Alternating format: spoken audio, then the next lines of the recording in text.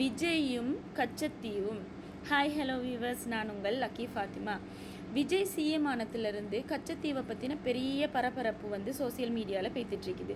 பெரிய பரபரப்பு என்னன்னு சொன்னால், போதாக்குறைக்கு இலங்கையை சேர்ந்த பாராளுமன்ற அமைச்சர் கௌரவன்னு சொல்லி அழைக்க வேண்டிய அமைச்சர்கள் எல்லாம் கௌரவம் இல்லாத வேலை செய்கிறதால கௌரவன்னு சொல்லி அவரோட பேரை குறிப்பிட்றதுல நான் வைக்கப்படுறேன். அதனால் நான் பேர் பாவிக்கவும் இல்லை, யாருன்னு பாவிக்கவும் இல்லை, எல்லாத்துக்கும் தெரியும் அது யாருன்னு சொல்லி ஒரு அமைச்சர் கூட கச்சத்தீவை மட்டும் இல்லை, முழு தமிழ் பேசுகிற முழு இடத்தையும் நான் இந்தியாவுக்கு விஜய்க்கு கொடுப்பேன் சொல்லிக்கிறாரு. விஜய் சிஎம் ஆக கூட ஒரு மீட்டிங்கில் கச்சத்தீவை நான் மீட்டெடுப்பேன் என்று சொன்னார்.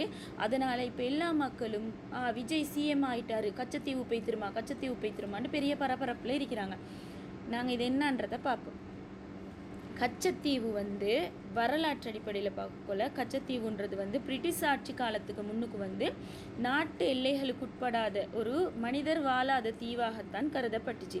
அப்புறம் பிரிட்டிஷ் காலத்தில் இன்று வரைக்கும் அது மனிதர் வாழாத தீவு தான். அதுக்கு மனிதர்கள் போகிற வாரதே ஒழிய அது நிரந்தரமாக மனிதர் வாழ்கிற வேலை வாய்ப்பு உள்ள குடிநீர் வசதி உள்ள ஒரு பிரதேசம் அல்ல.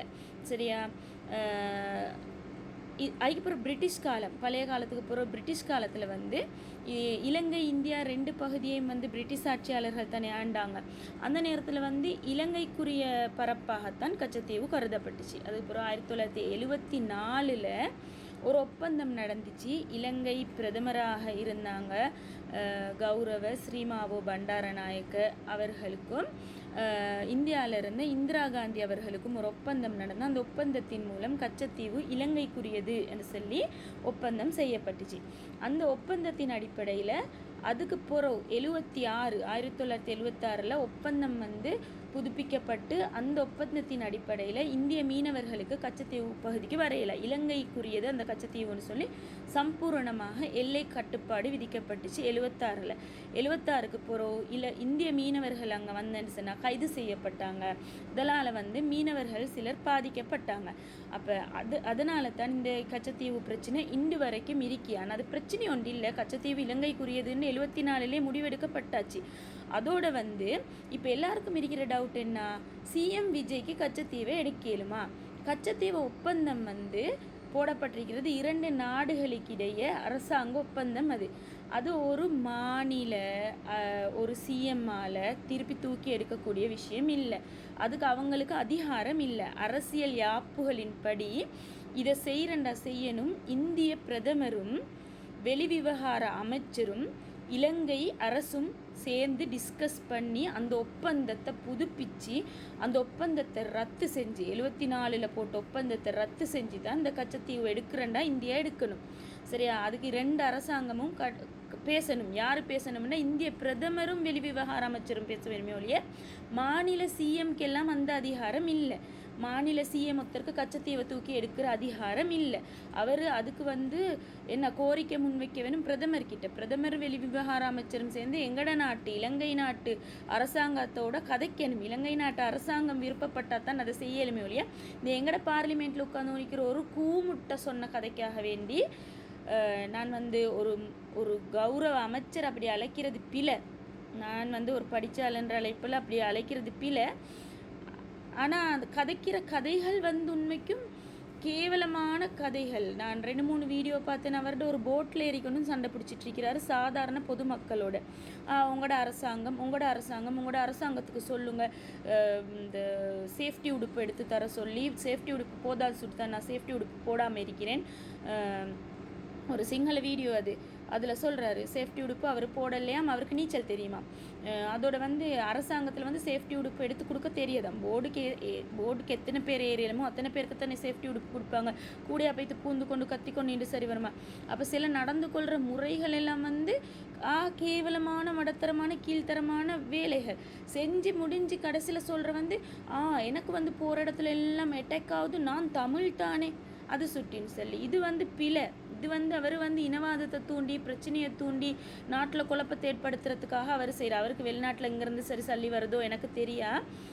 யோசிக்கிற அளவுக்கு யோசிக்கிற மனுஷனுக்கு யோசிக்கிறவனுக்கு புத்தி இருக்கிறவனுக்கு வந்து விளங்கும் இதுகளை பற்றி.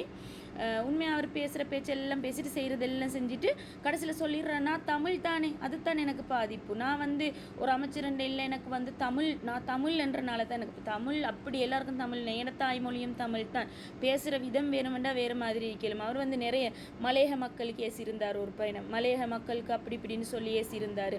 அப்போ அதுக்கும் நல்ல கேள்வி கொஞ்சம் கேட்டிருந்தாங்க, என்ன யாழ்ப்பாணத்து மக்கள் மட்டுமா படித்தவங்கன்னு சொல்லி. படித்தவங்க வந்து எல்லா பக்கத்துலையும் இருக்கிறாங்க. எந்த ஒரு அமைச்சர் என்ற போக்கில், ஒரு பாராளுமன்ற அமைச்சர் என்ற போக்கில் அவர் வந்து மக்களின் பிரதிநிதி. அமைச்சரண்டா யாரு? மக்களோட ஓட்டு கேட்டு போனவங்க தானே. அவங்க வானத்திலேருந்து அப்படி உள்ள இல்லையா? அவர் டாக்டராக இருக்கட்டும், டீச்சராக இருக்கட்டும், அவர் லோயராக இருக்கட்டும், யாராக இருக்கட்டும், அமைச்சர் ஆனால் அவர் வந்து டாக்டர், அவர் படித்து டாக்டராக இருப்பார், ஆசிரியராக இருந்தால் அவர் படித்து டீச்சராக இருப்பார். ஆனால் அமைச்சரானது எப்படி? அவரோட முயற்சியில் இல்லை, மக்களோட ஆதரவுல. அப்போ மக்கள் ஆதரவுல ஒரு இடத்துக்கு போனால் மக்களை மதிக்க தெரிஞ்சுக்கொள்ளணும். மக்கள் அது எந்த பிரதேசத்தை சேர்ந்த மக்கள், தன்னுடைய நாட்டு மக்களை, தன்னுடைய நாட்டை மதிக்க தெரியாதவன் ஒரு அமைச்சராக இருக்கிறதுக்கு தகுதியே இல்லாதவன் என்றது தான் என் கருத்து.